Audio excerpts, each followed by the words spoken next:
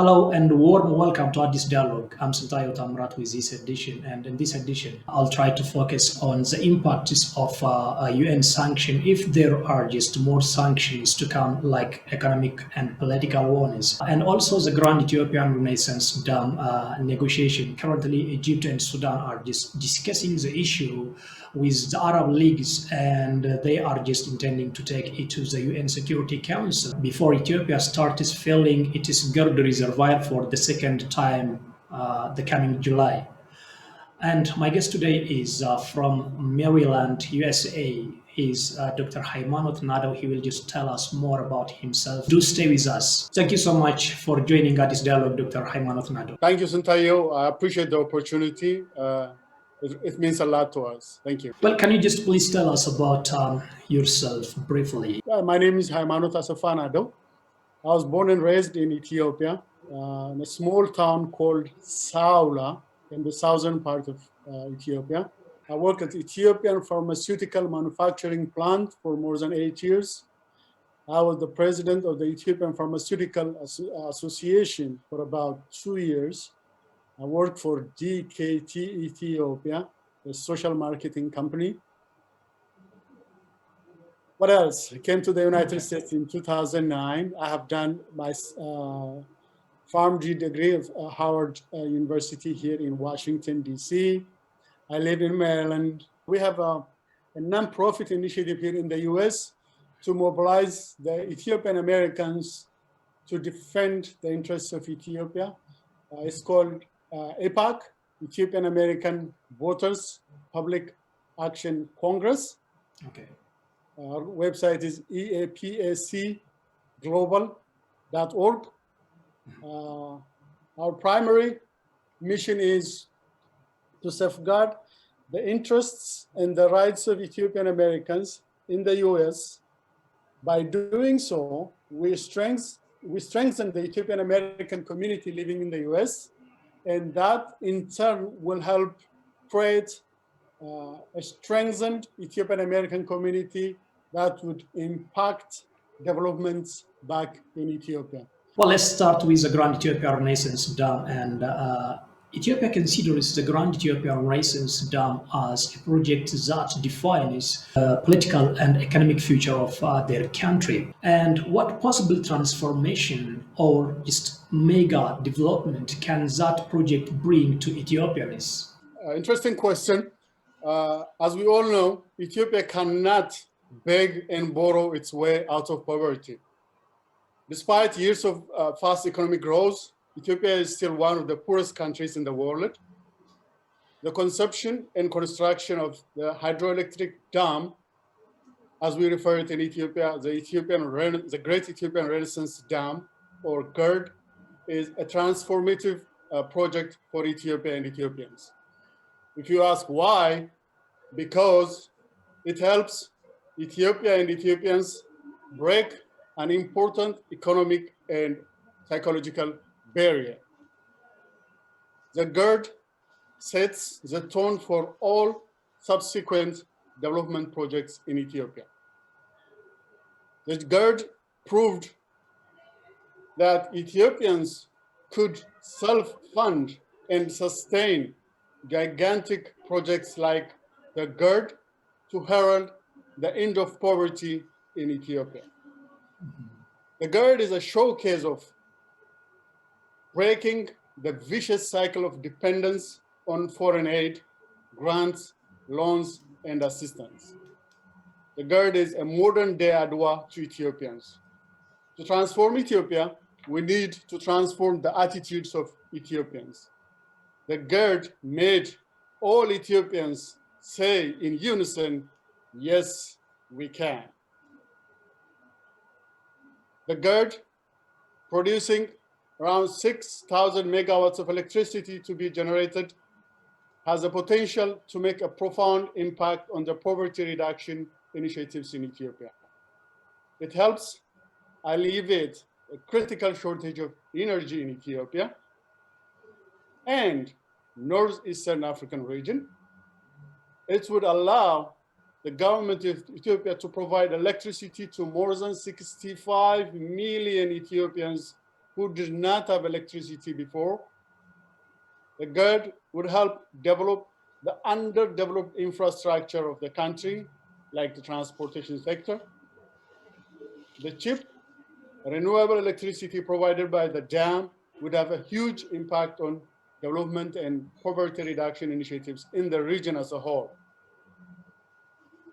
So, in summary, the GERD is, in one word, a transformative project that will herald a new era to Ethiopia and Ethiopians. Dr. Raimanot, as you have just mentioned, currently some 65 million Ethiopians have no access to electricity, and this is not an issue in Sudan and particularly in Egypt. So, is there any possibility of being right and just for Egypt in trying to maintain its colonial time water right?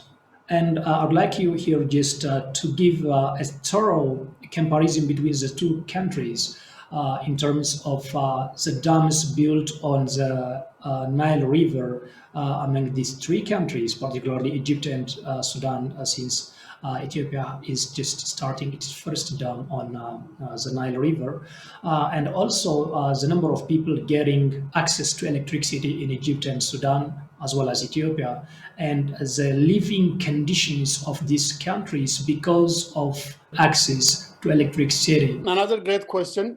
Thank you. As we all know, human well-being is not only being free from harm and injury, but also human beings need to have access to water, food, shelter, health, employment, and other basic requisites. As we all know, electricity is a critical good that helps to sustain modern, safe, and decent life. Okay?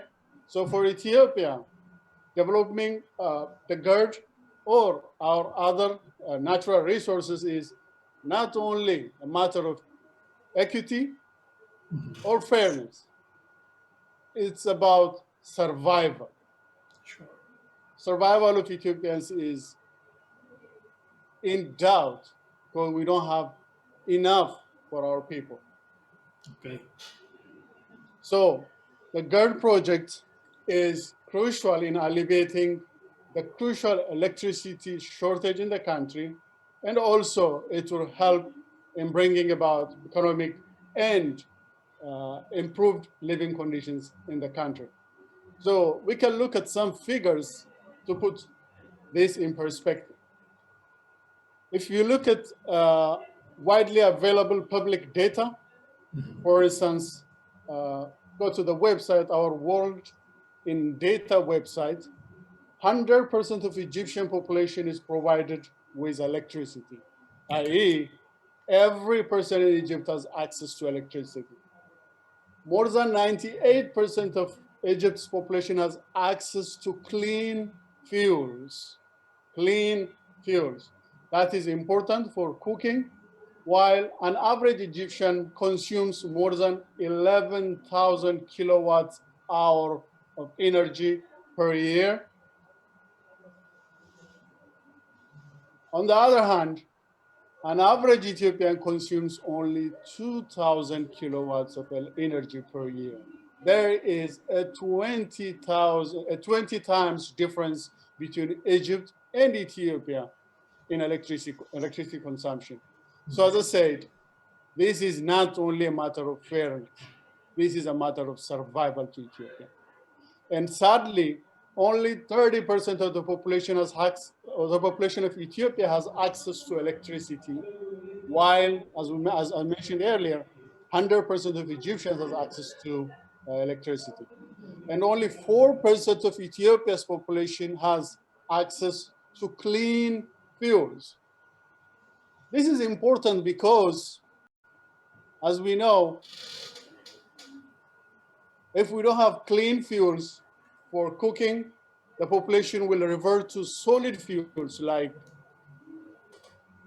wood, charcoal, and other solid fuels. And as we all know, this source of energy have high amount of hydrocarbons produced, and they have disastrous effect on the health and well-being of Ethiopians.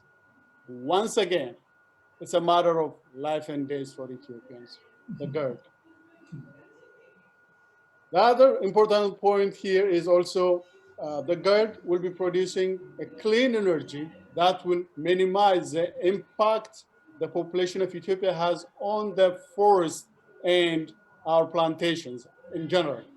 That is important because, as you know, environmental degradation will reduce the amount of rainfall Ethiopia will receive, and that will in turn reduce the amount of water that flows into the Blue Nile River, as we refer to Abai.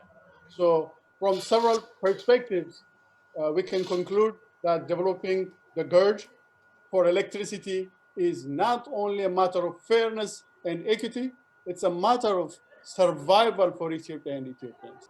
Several Egyptians and Sudanese politicians criticized their leaders for not being real with their concerns, mentioning the Toshka project as a 1,000-year underground water potential and absence of effective or efficient water conservation systems with their irrigations and the plan to sell the water to Israel. So before I go to this question, I would like to touch upon the water treaties we have with, not we, but Egypt and Sudan has during the colonial era. So in 1929 and later in 1959, the water treaties, which were negotiated with the absence of Ethiopia, has allocated all the waters from the Blue Nile to Egypt and Sudan. The majority of the water going to Egypt. So we have Egypt and Sudan need to come to their senses and not cling to old colonial era water treaties. This is the 21st century. We all need to exist together. Egypt and Sudan or any other country cannot exist just by themselves. For Egypt and Sudan to exist and to prosper, Ethiopia must also exist and prosper. Egypt and Sudan are not islands by themselves.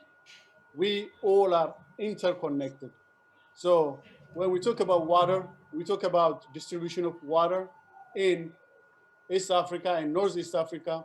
We should also consider this basic fact. We either survive together or we perish together. Coming back to your question,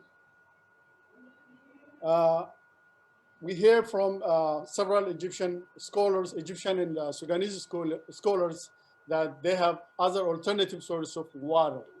However, the government persists that the Nile River, most of whose water is coming from the Blue Nile, is their only source of water. That is far from the fact.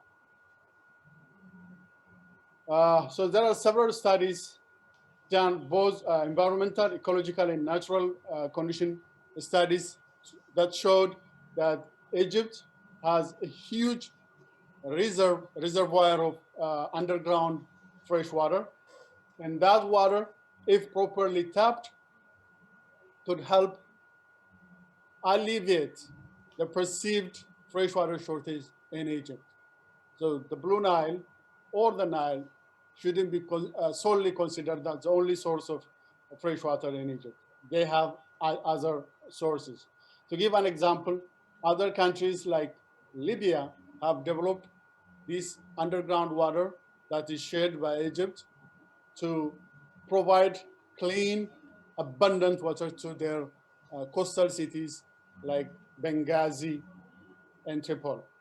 So I encourage Egyptian scholars and Egyptian leaders to look into other alternative sources of fresh water than escalate the situation with Ethiopia.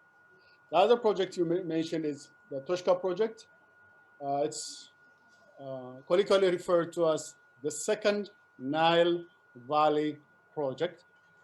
The reason is simple, because they have designed a system to divert more than 10% of the Nile water to develop a new valley. This is critical, a new valley in Egyptian desert, where temperatures sometimes reach more than 100 degrees Fahrenheit. So on the surface, you can say this project lacks thorough scientific basis, because just to talk about loss of water from evaporation, they can lose substantial amount of fresh water by pursuing projects like the Toshka project. The aim is the aim of this Toshka project, as per Egyptian authorities, is to increase uh, land that can be suitable for human settlement from 5 to 25% in Egypt, right? One thing we should always take into account is when you grow and develop your country, that shouldn't be at the expense of other countries. So this water is the water you are taking from other Nile basin riparian countries. So I strongly recommend to Egyptian authorities to listen to their own scientists and researchers, because what they are doing in the Toshka project leads to uh, extreme water loss by pursuing water-hungry agricultural production, and they should abstain from that practice and rather focus on water conserving projects. Okay, so in my opinion, the Tushka project will not help the strategic and social goals for Egypt. In addition to this, as we know, the Nile Basin has 10 countries. It's not only Egypt, Sudan, and Ethiopia. There are 10 countries in the Nile Basin. This is a shared resource, and these countries should consider or take into account the other countries' population before they plan any development projects on the shared resources. There are Egyptian scientists and again researchers who are urging the government to focus on water conserving projects. I would like to talk about this because, as we all know, when you have a limited resource like fresh water, there are two parts to this. One is the supply issue, and number two is the demand side. So for Egypt, Ethiopia, and Sudan, or for the 10 Nile Basin countries, increasing the supply side is not in their control. Okay, this is a result of natural phenomena. If we have enough rain in the Ethiopian highlands, and the Blue Nile gets enough water. If not, the supply will be highly curtailed. Okay, so Okay. it becomes to a demand side of the equation. That what that means is basically conserving what you have and using that properly. Okay, as we know, Egypt is part of the Sahara Desert. Temperatures rise to 100 degrees on most days of the year. So surface evaporation is very high. So Egyptian authorities need urgently consider replacing their existing irrigation system into a less wasteful irrigation system that ensures efficient utilization of the water resource they already receive.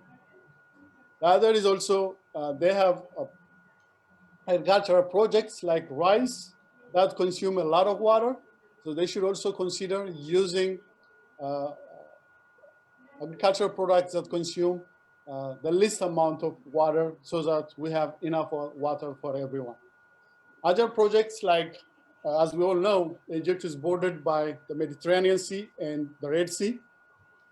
And even though they have saline water, they can employ technology like desalination to produce fresh water to supplement the supply side of the equation.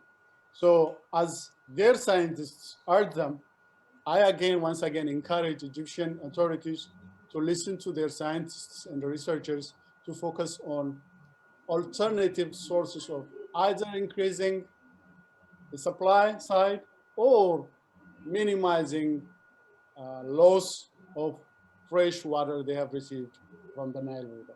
Well, that is a good insight, I guess. Now let's come to the negotiation issue. And downstream countries are just trying to have the involvement of the United Nations, the US government, the EU, as well as the Arab League currently. And they are just trying to undermine or demean the efforts of the AU negotiation so far. And what is just your take on this? Ideally, negotiations should be between these water negotiations concerning the Blue Nile should be Ethiopia, Sudan, and Egypt without any outside involvement. The reason is simple. In principle, as you have a fewer number of parties to a negotiation, the chances of arriving at a settlement or a fair agreement is high because as we have more parties to a negotiation, conflicting interests will increase. Okay? So involving other parties like the US, United Nations, the European Union, or the Arab League, for me, would only complicate the situation. Why? Because as we have more parties to a negotiation, they will have more conflicting interests. Okay? So Okay. for a fair and expedited deal, ideally, Ethiopia, Sudan, and Egypt should negotiate without any outside involvement. Even if we insist on having somebody else to sit on the negotiating table, I believe the AU is the most relevant and logical observer because this is an African river, and we are talking about 10 different African countries in Northeast Africa and in Eastern Africa. Okay, so logically the most relevant observer to this is the African Union. If you consider other parties like the US, EU, and the UN, they will always have their own self-interest when they come to the negotiating table. Trust me, they will not have Ethiopia's self-interest at heart. So when they come to the table, including the Arab League, they will have their own interest or the interests of their friends, okay? Or powerful friends or strategically important friends. So for this reason, I don't believe these parties we mentioned earlier, the US, the Europeans, or the Arab League, will be impartial to these negotiations. So their involvement is questionable. And if you look, when you look back in history, these countries and these parties are always have colonial, transactional, and imperialistic ambitions in Africa. So in these negotiations, it is more than reasonable to think that they will have the same attitudes once again. So they will try to force and squeeze Ethiopia to agree to something that is not favorable to Ethiopia and Ethiopians. So I certainly say no to neo-colonialism and imperialism. Only Africans should solve an African problem, if need be. Otherwise, it's only issue, it's a matter between Ethiopia, Egypt, and Sudan. If they negotiate in good faith, I believe they can reach mutually beneficial agreements. As we all know, it's always the loudest voice in the room that gets heard all the time. Okay? So from the start of the conflict, the TPLF and their digital army being crying fall from the very beginning. So it's only human nature to listen to the loudest voice. So what the international media and the international community did was listen to the loudest voice in the room. What Ethiopians and the Ethiopian government should do, in my belief, is once again tell our own story, tell our own truths. I believe we have some work to do in that regard. My recommendation, my take on this is we need to tell our story loud and clear, okay, by all available means. In my opinion, that is the main reason why other, like, Western governments and the international media listens to what the other party says. So we need to focus on our side of the story, make relevant strategies. We need to assess the international media landscape and always strategize in a manner that is consistent with the ever dynamic media environment.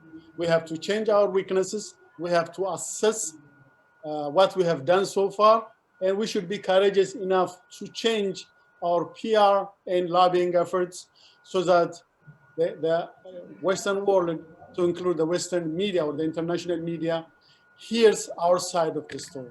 Okay? Okay, So okay. say we need to tell our story. Is there anything just rational about human rights violations and sort of democracy in Ethiopia?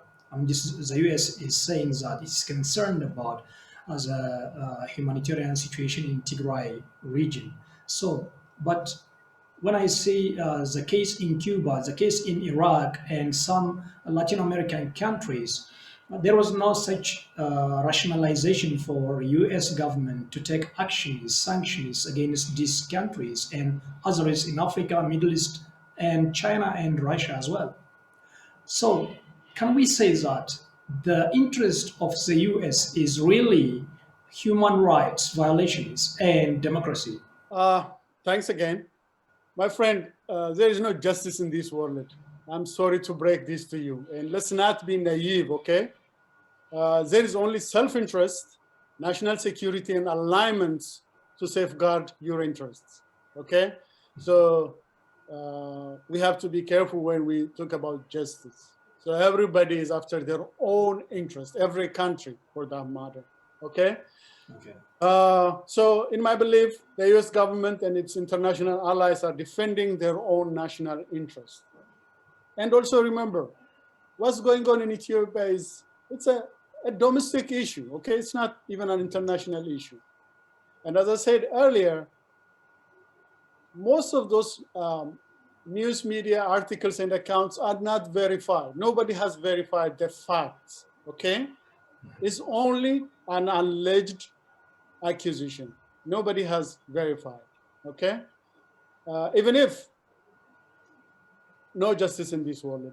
So just like you mentioned, simplest kind of history tells us there are extremely worse atrocities occurred throughout the world, okay, in various parts of in the world. Example in Americas, for instance, in 1994 in Rwanda, close to 1 million people died in a span of 3 months period. And no Western country stepped up to stop those vicious murders. Okay, so if you talk about humanitarian intervention, talk about Rwanda. What did the Western world did when Rwanda 1 million Rwandans died? From 1998 to 2003, in Congo, the so-called Congo War killed close to 6 million people. And instead of stopping these atrocities, the Western world even inflamed the killings in Congo by selling armaments and providing support to various warring factions. So talk about fairness, talk about justice, talk about human rights. We should have, the world should have stopped these atrocities before they occurred. And you can mention several other examples, okay? Okay. In some instances, those atrocities were even perpetrated by the Western world themselves. So, to me, this issue is sanctions are, it's about defending the interests of the Western world and the interests of their more important ally, more important, quote unquote, i.e., Egypt. So these sanctions, in my opinion, are unfair, they are unwarranted for, because it will only complicate and worsen the living conditions of more than 112 million Ethiopians. As we all know, Ethiopia is one of the poorest countries in the world. We need to feed our people. We need to provide health care to our people. We need to provide energy to our people. Okay? These sanctions will delay the provision of these basic services to our people. And sanctions will harm the day-to-day lives of Ethiopians, the 112 million Ethiopians. Okay, so if you say talk about human rights, now talk about human rights. We have 112 million people who are going hungry and thirsty because you impose sanction on a country as big as Ethiopia. And now that becomes a human right issue. Okay, so I say they need to reconsider and lift the sanctions as soon as they can. Thank you so much, Dr. Haimanot from Maryland again. I appreciate it. Thank you. Dear Addis Dialogue viewers, thank you so much for joining us. And this is a conversation with Dr. Haimanot Asafa, who is from Maryland, USA, and he shared us a lot of views regarding the US sanctions, the impacts of the UN sanctions against Ethiopia, and what would happen to Ethiopia if more sanctions are to come, and also the Grand Ethiopian Renaissance Dam disputes as well as the negotiation process. Thank you so much for joining us, and see you another time.